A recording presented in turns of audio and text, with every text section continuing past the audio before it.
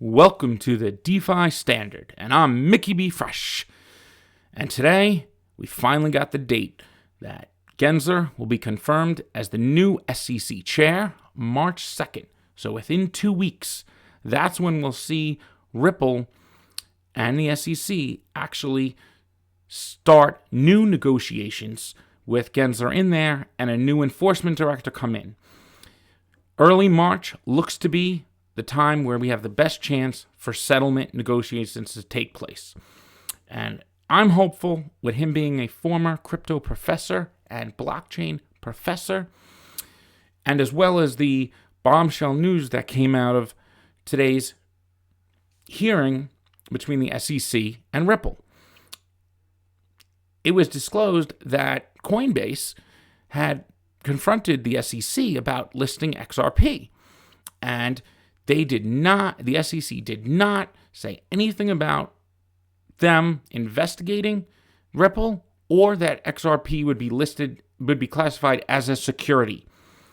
And Coinbase did list XRP then in 2019. But this explains why they were hesitant for those couple years before that. But Coinbase obviously felt XRP was getting more decentralized and Ripple was less and less a part of it. And the SEC didn't say there's a chance this could be a security, or Coinbase wouldn't have done it. So that was a non-issue to them once the SEC didn't say anything. And I think this is very telling to the SEC's case. It makes them look really bad. And when Gensler gets in there, he's going to amend this case. That's my opinion, not financial advice. But this video is really about what happens when settlement takes place. Well, how does it affect XRP? And how does it affect us? And how does it affect Ripple's business in the short term and thereafter?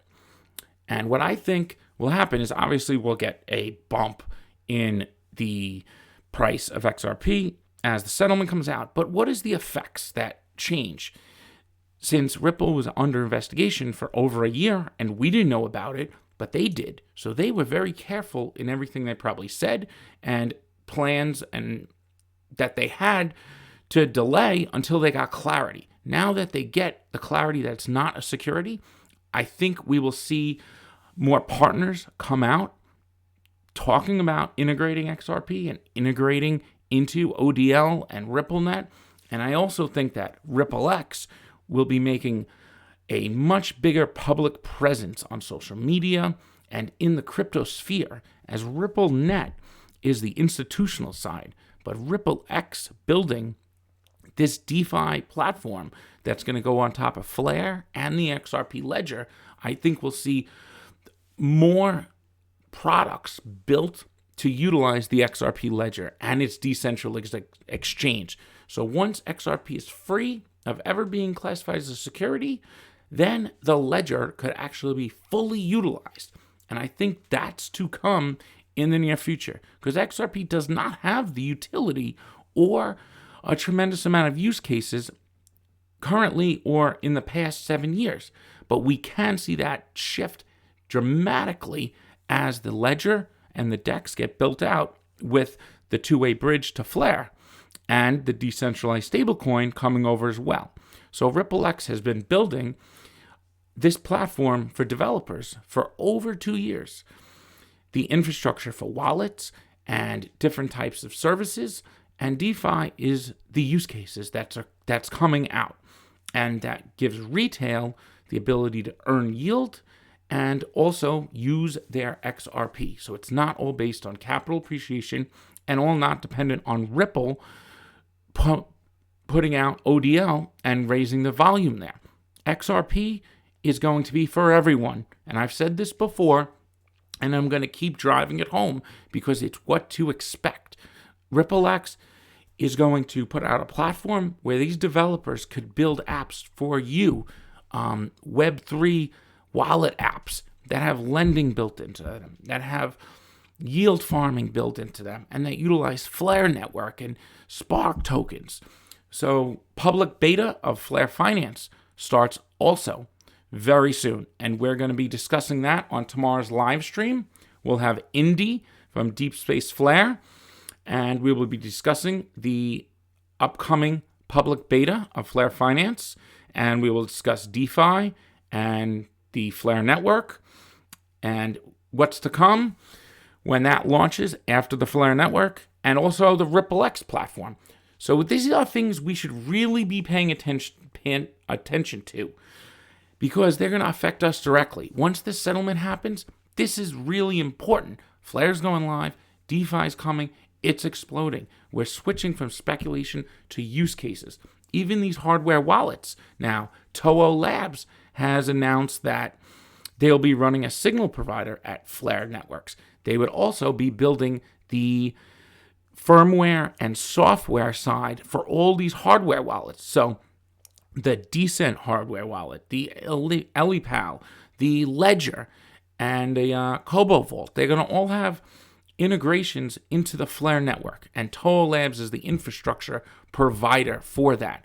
And I think that's very important to note, because you're going to have to utilize these assets as you hold them. It's no longer you hold these assets in a safe on a nano ledger. You have to have software linked to them to use them and to put them to work to earn.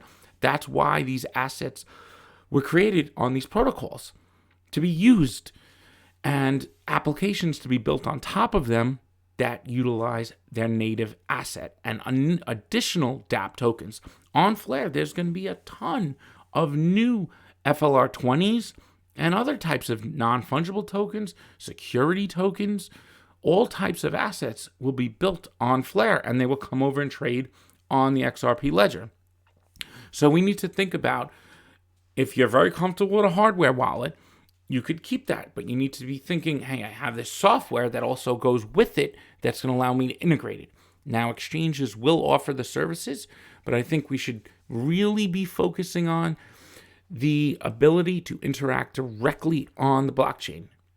I know that's not for all users. Some will feel comfortable on exchanges, but if you want to maximize your yield of the Flare network and DeFi especially, you're going to have to get comfortable with using the mobile applications linked to your, and they'll hold the assets. The keys will still be held on your hardware wallet, but you're going to need to be able to interact directly with the dApps and DeFi protocols and the Flare network. With exchanges, they might offer some yield, but you'll never be able to maximize them. This whole market, the infrastructure, is all going to the blockchains. The exchanges are not on the blockchain. They're just web-hosted, cloud-hosted web servers with matching engines. They're not on the blockchains.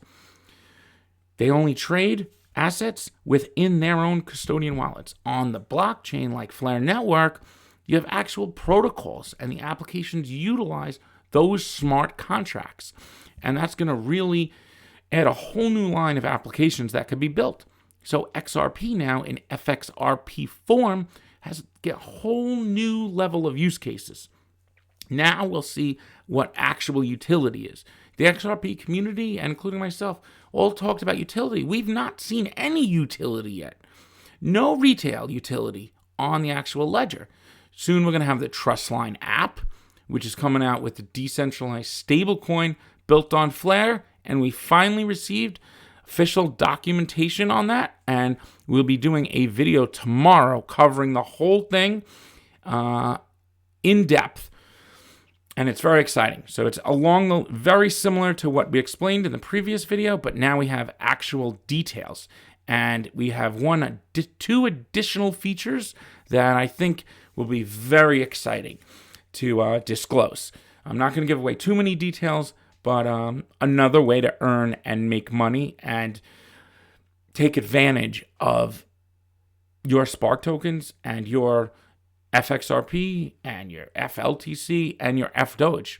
So the more options that we have, and Flare Finance too. So it's going to drive so much more activity to the Flare network and the ledger, and from outside the crypto space as well, because XRP hasn't had much you could do with it. There's no DeFi there.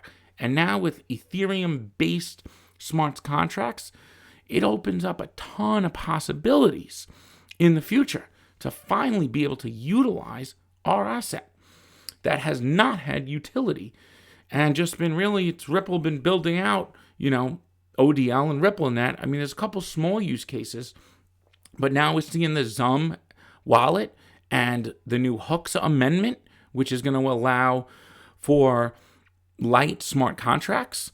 And that opens up a whole new realm of possibilities, like new automated market making objects that will be utilized on the XRP Ledger DEX. And that's what will allow DeFi to actually take place in trading. So this is one important takeaway I want to leave everyone with. The XRP Ledger and the Flare network together are a match made in heaven because they both offer the two most foundational components to the next generation financial system built around decentralized finance. You have a liquidity network in the XRP Ledger and payments with fast settlement with a built-in exchange. And that's so important. A decentralized exchange that has an order book built into the accounting. Now you have this two-way bridge to the data provisioning network, which solves the Oracle problem. Two of the issues that Vitalik Buterin actually has come out and said that the Oracle problem has yet to be solved. And it has been solved once Flare goes live because now you're adding an incentive mechanism built into the heart of the network. That's generating the rewards for accurate price feeds.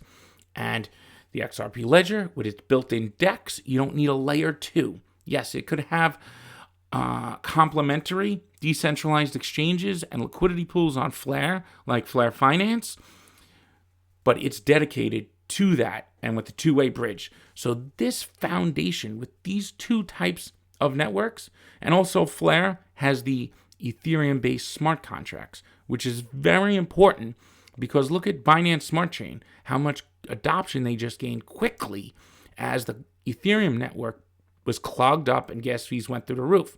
It didn't move over to Cardano, didn't move all over to Cosmos. It moved over to Binance Smart Chain because they use the EVM on Binance Smart Chain. But Binance Smart Chain has some major flaws as well. It's a proof of stake, centralized network that is nothing like Flare. So it uses BNB, which then has to be staked, where Flare has the built-in oracles. It also has the native token that you could utilize, and it has all that F assets that could be brought over to it and used to unlock that value in different applications, and especially this new collateralized deposition and lending. It's a lending app as well. So it's going to be a combination of lending and the collateral deposition, as well as all the Flare finance with the yield farming and Flare swap and Flare wrap, which will allow the ERC20s to come over. So with all this functionality coming and the settlement clearing XRP, I think we will see more and more projects develop, and even RippleX themselves start promoting and campaigning the capabilities of the XRP Ledger, because RippleX is the division who's handling the development of CBDCs and also the DeFi platform. And I find that very interesting because there was a video released recently that from the Ripple head of CBDCs mentions that central banks can run private instances of the XRP Ledger to issue their CBDCs. Now, he didn't say a whole new private network or separate. That's private instances. And we're not going to get into the details, but I think that involves PolySign. And it's not another network. It just allows for the privacy and the control by the central banks. Similar how RippleNet is private and separate, but it utilizes the XRP Ledger. But this would be geared to, think of what the gateways used to be on the XRP Ledger. They were bridges of on-ramps and off-ramps to the XRP Ledger. Now, if you made a network of private gateways that had access onto the ledger through some entity like PolySign maybe, then you could get all the benefits of the public ledger with all the privacy and control the central banks would want. And CBDCs are still being tested. And we have private stablecoins like USDC and Tether. And now we're going to have decentralized stablecoins coming as well. So the whole concept between dollar tokens and fiat, we're going to have all different forms of them. And what actually is going to win out in the end, is yet to be seen. And identity, it has to come along in this as well. And I think we will see that with these wallets. And keep an eye on Toho Labs and see if they're going to integrate with other wallet providers and especially the hardware wallet. So you could still have your private keys safely stored on a hardware wallet, but still utilize your tokens to earn yield on Flare. And I think that gives us the best of both worlds, because you're still in possession of your private keys and you can earn yield and you don't have to trust an exchange. And I think we should really start moving away from that idea of doing everything on the exchanges. Really, they are the oxymoron to blockchains. The trading, everything happens off ledger, off chain. Now with Flare and the XRP Ledger, all these applications can be built on top of their networks and utilize the built-in protocols and the values in the protocol. The more utility, when we say utility is in the protocol too. So you need to use the ledger, use those capabilities on Flare, like the smart contracts, like the Oracle, and also the rewarding system that's built on the Flare network. So I do want to just touch on one thing, and I haven't brought it up too often. The IOUs that are trading currently on Bitrue and Poloniex are not the same. They are not real tokens. They are not Spark. They are IOUs issued by the exchange, but they're also different from each other. So if you are interested in buying them, know the prices are very different from each other. One, because you can't arbitrage between the two exchanges. And two, I believe this is correct, the Poloniex IOUs represent the full allotment of the Spark. So if you bought that token, that IOU, you would only get 15% of it when the network goes live. And on Bitrue, if you buy it, you'll just get that. You'll get the full amount then. You'll get a 1-for-1, basically, of that IOU. So just be careful of that, and I would check with both of them. And remember, they are nothing. The price is not following along, and I've seen people go, oh my God, Flare's Spark's going up. Ignore all of that. Ignore it, because it's not a true representation in any way of how Spark is going to market dynamics, because you're going to have the on-ledger demand for Spark. You're going to have people earning yield. Right now, we're speculating on basically a synthetic derivative of something coming in the future. It has no utility, no protocol attached to it, or anything. I mean, it's nice to see the value going up with interest in the asset and in Flare. We're going to see more and more of that. But when it's live and people see others earning massive yield from just participating, it's going to drive more people into the network. And look at how Binance Smart Chain has exploded BNB's price. That is exactly how Flare Network is going to affect the Spark price, because there's going to be demand for the asset on chain and utilized. And then we also have Flare Finance. It's going to be able to be used on there as well. So you will be getting a airdrop of DFlare from Flare Finance 1 month after the Flare network goes live. Then you'll have 7 to 10 days to swap DFlare for YFlare. And the reason why they're doing this, Flare Finance team, is because they want the receivers of these free tokens to actually use the DeFi protocols to earn their free tokens. And that's more likely to get people to then use the tokens in the DeFi protocols than just earning them and then selling them for just free money. And I think it's a brilliant idea, and you are getting them for free. So just going onto a Flare Finance interface and swapping one token for another is really not going to be that difficult. But it will get you familiar, and you'll get to see the interface. And now we also have the public beta coming. And we'll discuss that more in tomorrow's live stream with Indy from Deep Space Flare. And everyone should participate. You don't need to win the competition, but you should get familiar with the interface. Understand what it looks like. Understand the different products. How do they work? Just to get familiar with DeFi in general, because this is only going to get bigger and bigger and bigger and bigger. And it's going to turn into the convergence with the traditional markets. We shouldn't ignore it like it's not happening. And I know that the community, especially the XRP community, has not been familiar with that. And it's been all on Ethereum.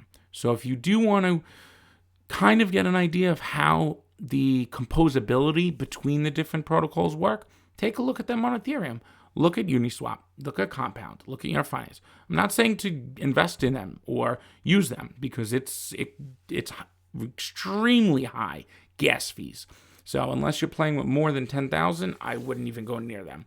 But on Flare Network, the gas fees are so low, you don't have to have a massive amount of money to earn yield.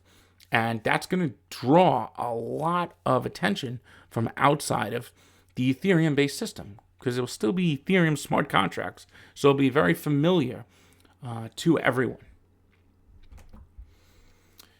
That's from Ethereum and those DeFi ecosystems. And then we also have Forte Gaming, who still hasn't announced their token, community token economy that they're building, basically a platform for the whole gaming industry. We have Gala, we've heard from, which is exciting that they're moving over from the Ethereum network to Flare. Forte is building a whole platform for developers and for gamers and for the future of gaming, utilizing the XRP Ledger and the Flare network. So that should be coming soon. And we'll do a deep dive into that once more information comes out. I mean, we have some, just not enough to do a full-length video until they come out with the official product. But in tomorrow's video, we are going to dive into the official documentation of the new FXRP-backed stablecoin